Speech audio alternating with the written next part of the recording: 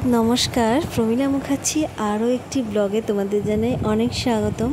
আমি প্রমিলা। তো আজকে না দুপুরবেলা থেকে এই ব্লগটা শুরু করলাম রান্নাবান্না দিয়ে। আমাদের জলখাবার খাওয়া হয়ে গেছে, আজকে ভাতই খেয়েছি। আর আজকে আলু পোস্ত, বেগুন ভাজা, কলাইয়ের ডাল আর একটু লেবু কেটে নিয়েছি। এটাই আজকে দুপুরের মেনু হবে। আর জলখাবারে ভাত খাওয়া হয়েছে, কারণ হচ্ছে কি বলো তো, এই কদিন আমার না এমনি ময়দা বা অন্য কিছু খাবার খেলে অতটা ঠিক ভালোও লাগে না, পেটও ভরে না, একটু কীরকম একটা লাগছিল। তো যাই হোক, আসলে সেই জন্যেই আমি আজকে ভাতই খেলাম।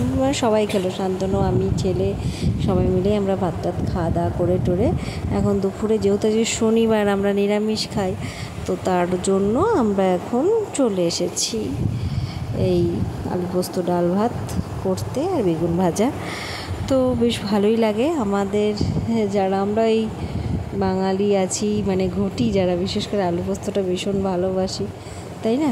তো চলো, রান্না সেরে ছাদে এলাম। আর দেখো এইটা কি ফুল, জংলি ফুল, কি করলা, পরল ফুল না করলা, এটা কি ফুল বলে জানি না। দেখো ফুলটা খুব সুন্দর লাগলো আমার।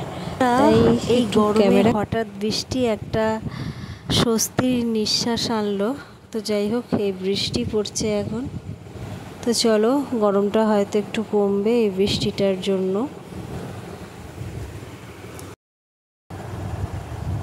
চা খেতে, মানে চা বানিয়ে নিয়ে চলে এলাম।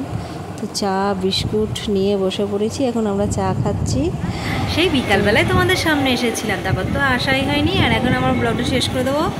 তো যাই হোক, এই চলছে। আর পাশে মন্দিরে কীর্তন হচ্ছে, শুনতেই পাচ্ছ তোমরা। তো চলো, আমার ব্লগটা এখানে শেষ করে দিই, 9টা বাজছে। তো ব্লগ এডিট করে পোস্ট করে দেবো। তো ভালো থেকো, সুস্থ থেকো, আনন্দ থেকো। আজকের মতো এইটুকুই।